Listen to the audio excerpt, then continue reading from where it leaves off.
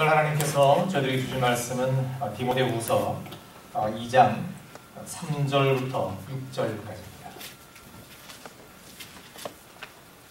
디모데후서 2장 3절부터 6절까지. 제가 가진 성경으로는 시약 344면입니다.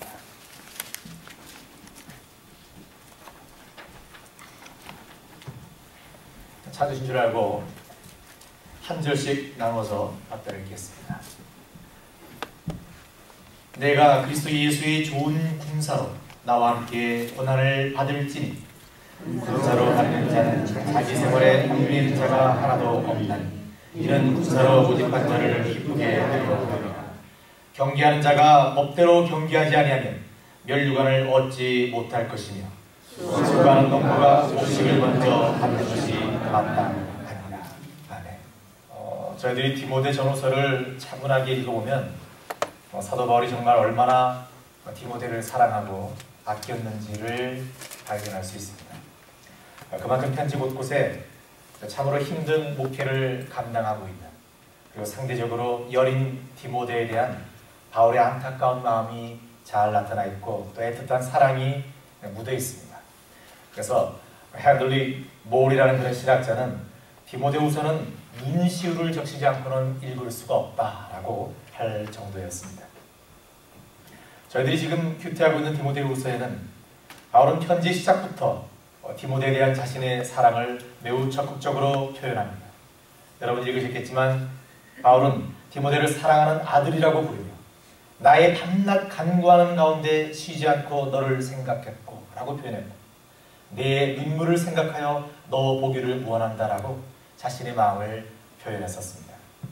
그리고 바울 자신이 처한 고난을 의도적으로 자꾸 이렇게 드러내면서 디모데가 지금 겪고 있는 고난을 조금이라도 가볍게 해주려고 애를 쓰는 그런 모습도 보입니다.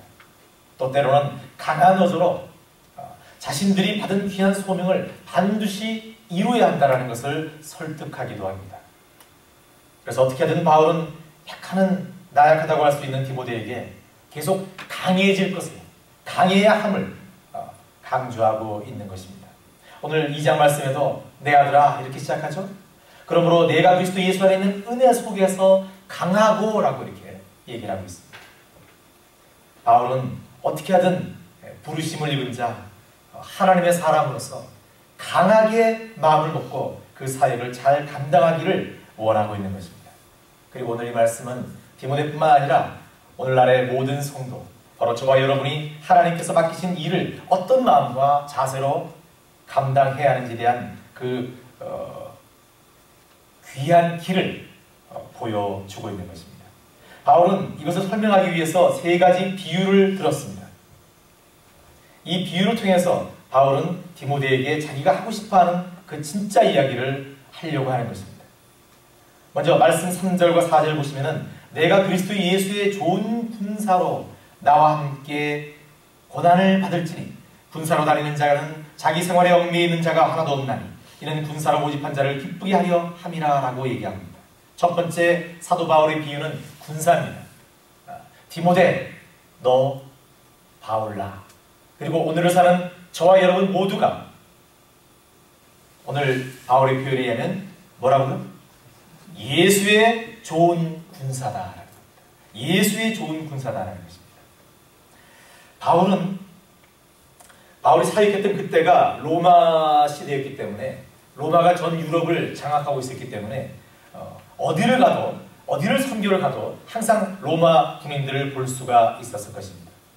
그리고 더군다나 바울은 로마의 감옥에 갇히게 되면서 로마 군사들을 더 가까이에서 세밀하게 관찰할 수 있었을 것입니다. 그래서 여러분 바울 서신들을 쭉 보시면은 틈틈이 얼핏하면 어떤 군사들의 갑옷과 무기를 예로 들기도 하고요. 그들이 갖춰야 할 어떤 영적 준비에 대해서 소명도 군사가 싸움에 임할 때 어떻게 된다, 그런 얘기를 자꾸 하는 것을 저희들은 발견하게 됩니다. 오늘 말씀에 또 바울은 자신과 디모데를, 그리고 나아가 바로 저와 여러분 같은 그리스도인들을 그리스도의 예수의 좋은 군사라고 전제하고 그리스도 예수의 좋은 군사는 어떻게 살아야 되는지에 대해서 얘기를 하고 있는 것입니다. 그렇다면 군사는 어떤 사람이어야 됩니까? 어떤 일을 감당하는 사람입니까? 첫 번째로 3절, 군사는 고난을 받아야 합니다. 사실 군인 자체가 고난을 무릅쓰는 사람들이라고 볼 수 있습니다. 여러분, 누가 군사가 되어서 안전하거나 편안한 삶을 기대할 수 있겠습니까? 그들은 설사 지금 전쟁을 치르지 않는다 하더라도, 지금 전쟁 중이 아니더라도 늘 힘든 훈련과 위험과 고난을 감수해야만 합니다. 이것이 바로 군사의 본질적인 임무이기 때문에 그렇습니다. 특히 우리나라는 그래요. 여러분, 우리나라는 국방의 의무가 있습니다. 그래서 그 어느 나라보다도 군대 갔다 온 사람들이 많습니다. 그래서 우리나라 남자들만큼 군대 이야기를 좋아하는 사람들이 없습니다. 조금만 모이면 사람들이 서서히 얘기거리가 떨어질만 하면 군대 이야기를 시작합니다. 그러면 군대 이야기로 또 한참 시끄러워집니다. 그 목소리나 몸짓도 평소보다 조금 과격해지면서 흥분하기 시작합니다. 저마다 여러 가지 에피소드를 들어서 자신의 군 생활이 가장 고생스러웠고 또 드라마틱했다는 그런 얘기들을 많이 합니다. 왜일까요? 왜 이런 얘기를 저희들이 많이 합니까? 그것은 그 배경에는 자신의 존재를 다른 사람들이 좀 특별하게 평가해 주기를 바라는 그런 마음이 깔려 있습니다. 즉, 자신이 그 혹독하고 때로는 위험한 고난을 이겨낸 좋은 군사, 장한 존재임을 사람들에게 얘기를 함으로써 자신의 가치를 좀 더 높이려는 그런 의도가 있다라는 것입니다. 그래서 보통 군대 이야기의 시작은 그저 재미있는 작은 사건으로, 그런 에피소드로 시작했다가 그것이 점점점 커지고 과장이 되어서 굉장히 이렇게 이야기가 커져버리는 그런 경우가 종종 있습니다. 그러다 결국 이제 그만하자, 그리고 이제 끝나는 경우가 있습니다. 이렇게 시대와 나라를 넘어서서 군인이라는 것은, 군사라는 것은 고난을 감수할 수밖에 없는 그런 위치에 있는 사람입니다. 마찬가지로 저희들이 예수의 좋은 군사라고 칭함을 받는다면, 저희들이 그런 칭함을 받아야 하는 사람들이라면 저희들은 고난을 피할 수 없고 또 고난을 이겨내야만 하는 그런 소명을 안고 있다라는 것입니다.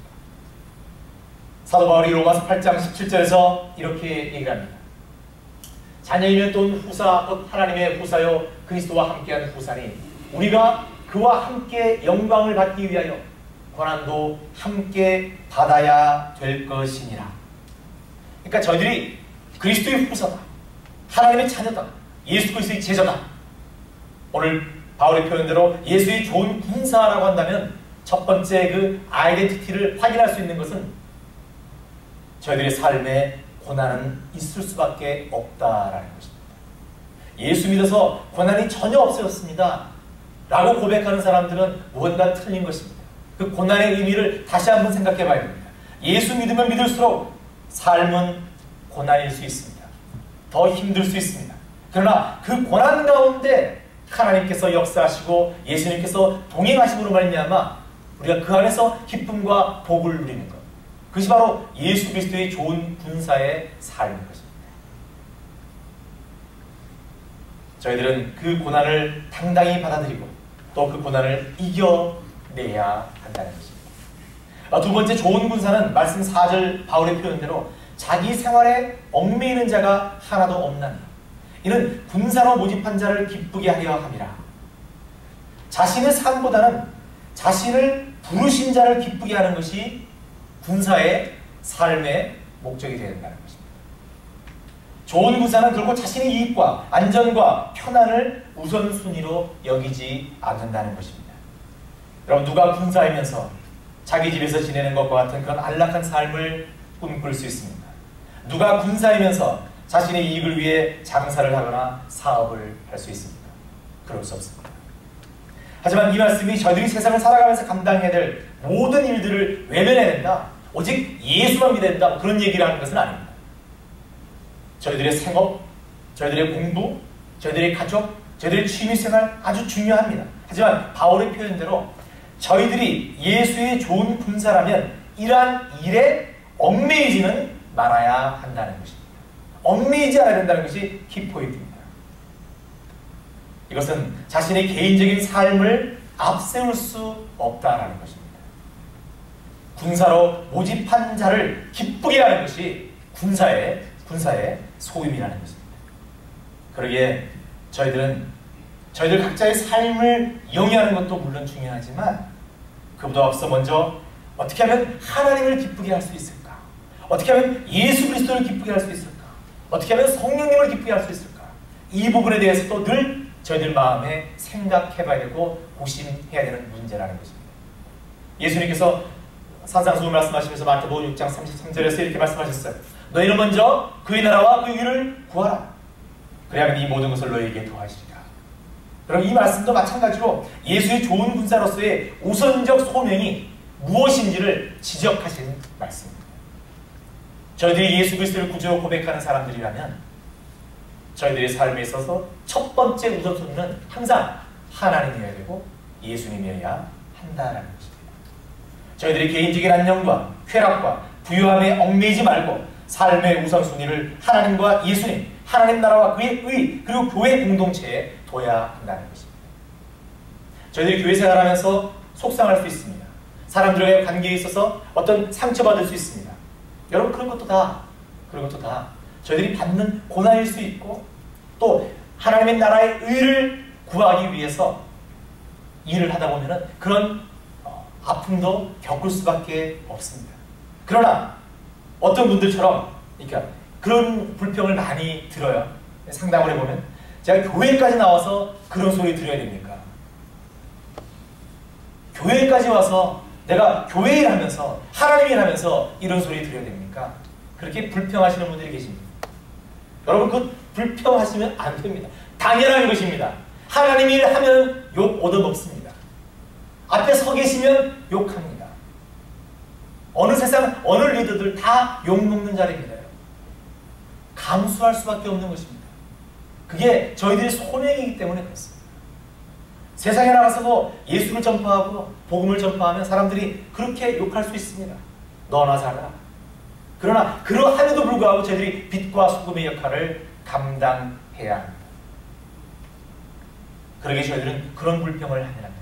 교회에서도 내가 교회까지 나오면서도 하나님의 좋은 일 하면서도 내가 이런 그런 이야기를 들어야 되느냐? 들으셔야 됩니다. 들으셔야 됩니다. 감당해야 됩니다. 왜? 저희들은 예수의 좋은 군사이기 때문에 그렇습니다. 여러분 군인들이 다 욕 얻어먹는 자리지 뭐 잘한다고 칭찬하는 게 뭐 있습니까? 포상휴가 몇 번 나가는 것밖에는. 그 삶 자체가 늘 야단 맞고 훈련하고 뺑뺑 도는 그런 삶입니다. 사도 바울은 하나님께 부르심을 입은 자의 삶을 군사에 비유해 이렇게 설명하려 했습니다. 즉 저희들은 먼저 고난을 받아야 하는 사람들이고 그 고난을 이겨내야 하는 사람들이고 저희들의 삶보다는 하나님과 예수님을 기쁘시게 하는 그 부르심에 합당한 삶을 살아가는 그런 사람들이어야 한다. 이것이 바울이 얘기하는 군사의 비유의 요지입니다. 바울의 소명자에 대한 두 번째 비유는 경기하는 자입니다. 이 비유 역시 사도 바울이 아주 즐겨 쓰는 것으로 오늘 말씀 외에도 많은 편지에서 하나님의 부르심을 입은 자들을 경계하는 자의 비유를 했었습니다. 말씀 5절 경계하는 자가 법대로 경계하지 않으면 멸류관을 얻지 못할 것이며 바울은 이 부분을 강조합니다. 여러분께서 아시다시피 로마에 가면은요 콜로세움이 있어요. 뭐 완전한 모습은 아니지만 그래도 남아 있습니다. 옛날에 그런 원형 경기장을 지었다는 게 참 신기할 정도인데 로마에 있는 것이 아니라 로마가 지배했던 웬만한 유럽의 큰 도시에는 다 이런 콜로세움이 마련되어 있습니다. 지금도 그대로 유지되고 있고요. 지금도 그것을 사용하는 그런 도시도 있습니다. 그만큼 옛날부터 사람들은 경기하는 것을 좋아했고 또 보는 것을 즐겼습니다. 그래서 바울은 바로 그 당시 가장 왕성했던 경기를 비유로 들어서 부르심을 입은 자들의 삶을 설명하고자 했던 것입니다. 여러분 예나 지금이나 운동 경기에서 가장 중요한 것은 바로 규칙입니다. 모든 운동 종목은 그 나름대로의 규칙을 갖고 있고 선수들은 반드시 이 규칙에 의해서 경기에 임해야 합니다. 우리 경수도 지금 고등학교에서 사커를 하는 걸 알고 있는데 축구라고 알고 있는데 축구를 하려면 반드시 경기 규칙이 있습니다. 거기에 어긋나면 그것은 골로 인정되지 않습니다. 그리고 그 규칙에서 완전히 넘어서면 레드카드 받아서 그 경기장에서 나가게 돼 있습니다. 나중에 좋은 기록을 냈다 하더라도 규칙에 어긋나는 것이 적발되면 그 선수는 불명예스럽게 그 모든 것들을 쏟아내야 합니다. 미국은 스포츠의 나라입니다. 정말 1년 내내 스포츠에 빠져서 미국 사람들은 사는 것 같습니다.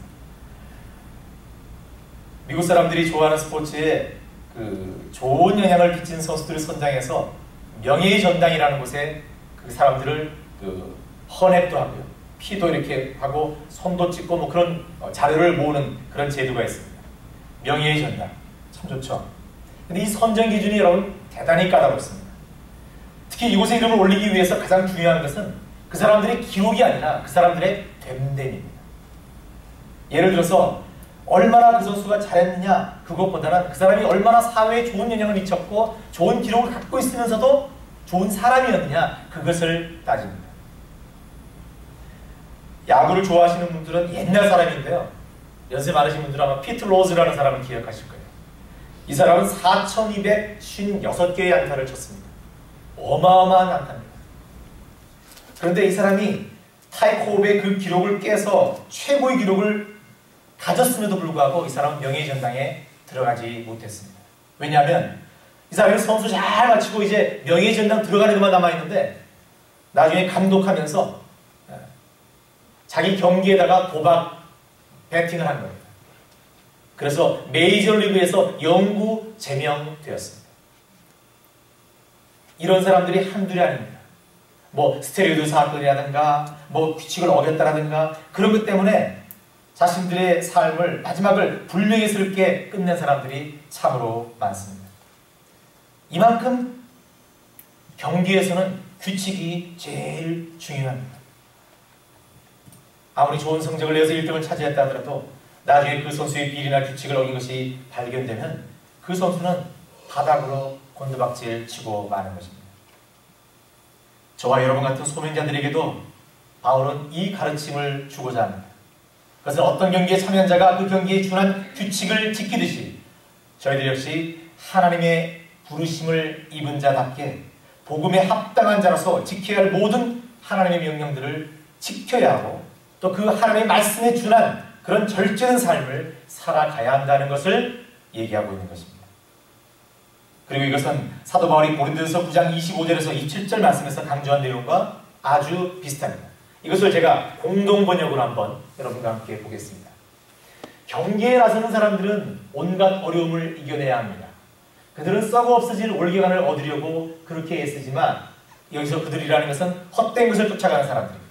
그런 사람들은 썩어질 것을 위해서 애쓰지만 저희들은 불멸의 올개간을 얻으려고 애쓰는 것입니다. 그러므로 나는 다름질을 하되 목표 없이 달리지 않고 권투를 하되 허공을 치지 않습니다.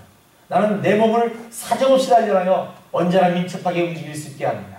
이것은 내가 남들에게는 이기자고 외쳐놓고 나 자신이 실격자가 되지 않게 하려는 것입니다. 공동 번역을 보니까 이러십니다. 아마 여러분께서 아마 기억하실 거예요. 그죠?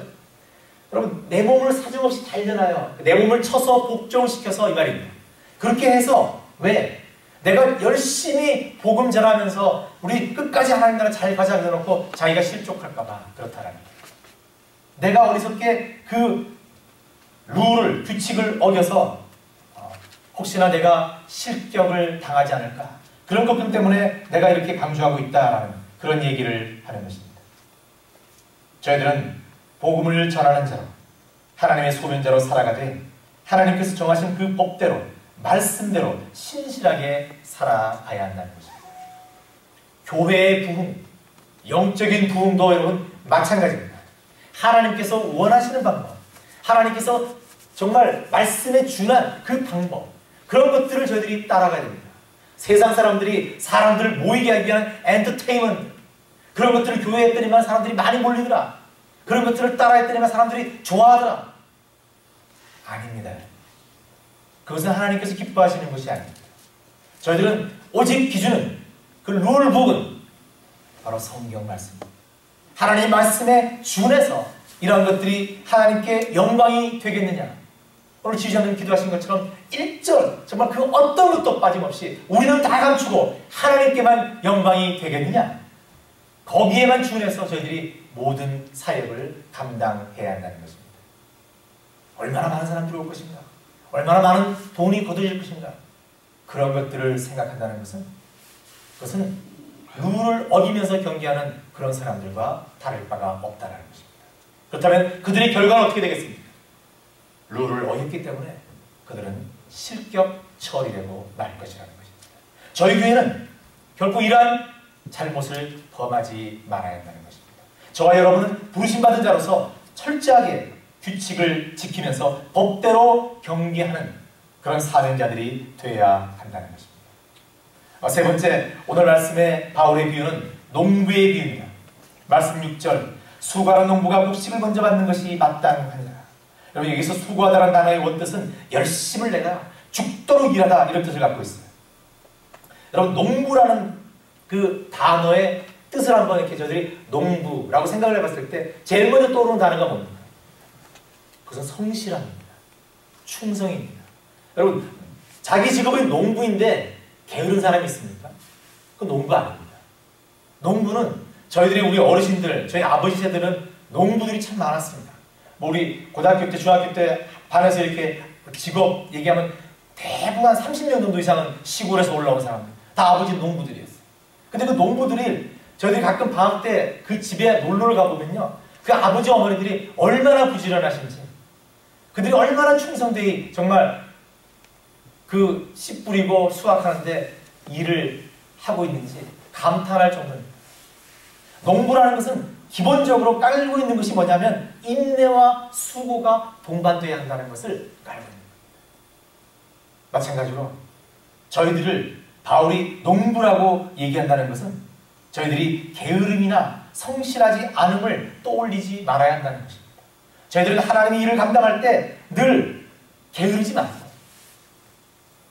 한 번이라도 더 말씀을 보고, 한 번이라도 더 예배를 참여하고, 한 번이라도 더 사역을 돕는 그런 마음으로 살아가야 한다는 것입니다. 여러분, 누구나 그렇죠. 저희들 누구나 그렇습니다. 이건 제가 목회자라 할지라도 여러분, 하루 정도 쉬고 싶다는 생각이 들 때가 있습니다. 어디 가서 슬쩍 이렇게 말씀을 좀 베껴올까? 그런 유혹이 왜 안 들겠습니까? 그러나 여러분, 저희들은 그러한 유혹에 빠지면 안 됩니다. 왜? 저희들은 추수해야 할 농부의 소임을 맡고 있는 사람들이기 때문에. 농부라면 저희들은 게으를 수 없습니다. 어떻게 느긋하게 해가 중천에 떠 있는데 앉아 있을 수 있습니까? 아직 해가 남아있는데 어떻게 집에 들어가서 맛있는 것을 먹을 수 있습니까? 여러분, 저희들이 맡고 있는 사역도 다 마찬가지라는 것입니다. 그러기에 저희들은 더욱더 열심히 기도하고 끊임없이 복음을 전도하기 위해 애써야 한다는 것입니다. 물론 지난 1년을 돌아봤을 때 예수사랑교회 성도님들을 제가 목회자로서 지켜보면 여러분들은 정말 오늘 이 새해 비유의 그 소임 이상을 감당하셨다고 저는 감히 그렇게 생각합니다. 여러분들께서는 단 한 사람의 영혼을 위해서 정말 농부와 같이 그 어려운 힘듦과 시간을 견뎌내시고 성도들의 그 본질적인 사역에 매진하셨다는 것을 저는 잘 압니다. 한 영혼을 구하기 위해서 여러분께서 얼마나 많은 전화를 하셨고 얼마나 많은 만남을 가지셨고 또 얼마나 많이 수고하셨는지 짐작할 수 있습니다.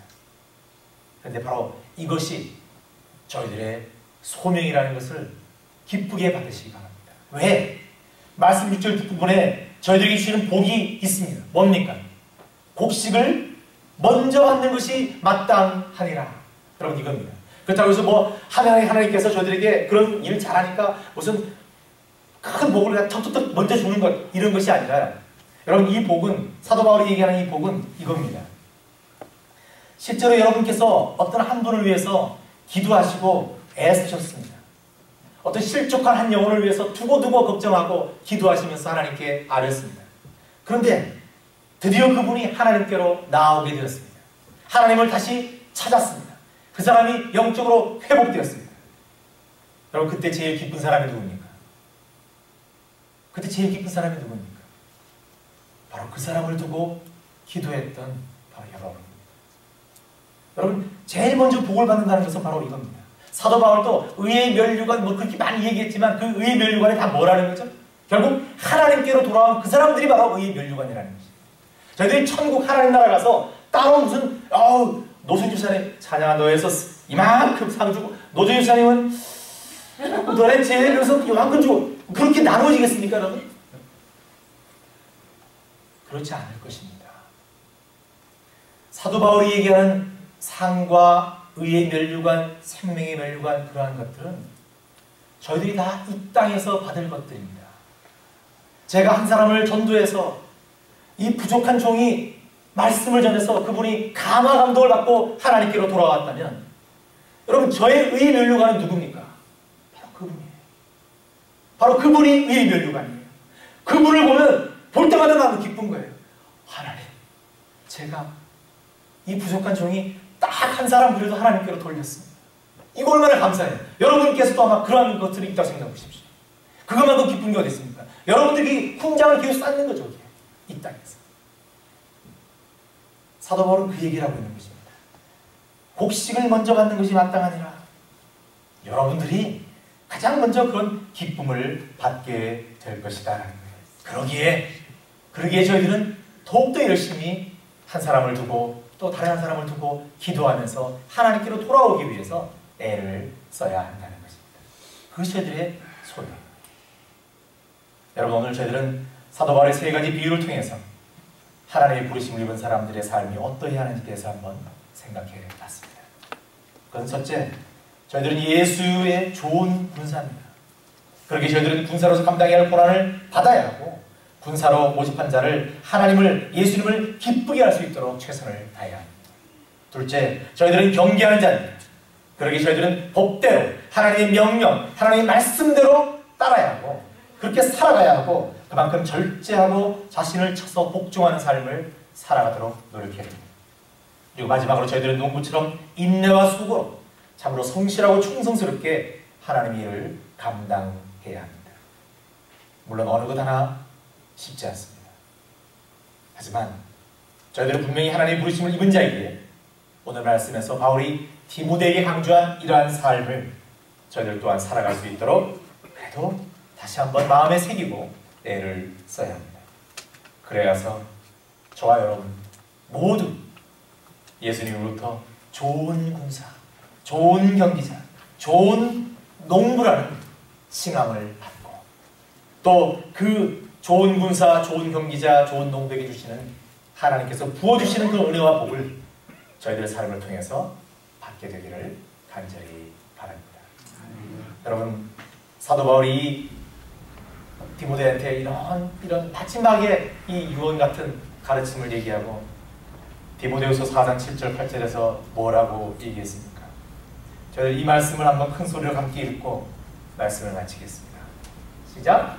내가 선한 싸움을 싸우고 나의 달려갈 길을 마치고 믿음을 지켰으니 이제 후로는 나를 위하여 의의 면류관이 예비되었으므로 주 곧 의로우신 재판장이 그날에 내게 주실 것이니 나게만 아니라 주의 나타나심을 사모하는 모든 자에게이다. 저와 여러분 모두가 그런 의의 면류관을 받는 그런 저희들 되기를 바라겠습니다. 기도하겠습니다. 하나님 감사합니다. 저희들을 사랑하셔서 저희들 감히 좋은 군사로, 좋은 경기자로, 좋은 농부로 불러주셔서 하나님의 일을 감당케 하시니 감사합니다. 하나님, 저희들 앞으로 정말 그러한 소임을 깨닫고 그런 소명을 다하기를 소망합니다. 하나님, 저희들에게 능력과 힘을 더하셔서 반드시 저희들이 그 소임을, 그 소명을 잘 감당할 수 있도록 도와주시옵소서. 그리하여 교회가 부흥케 하시고 영적으로 저희들이 자라게 하시고 하나님 나라가 더욱 확장되는 놀라운 역사 나타나게 해 주시옵소서. 감사드리며 예수님 이름으로 기도드립니다. 아멘.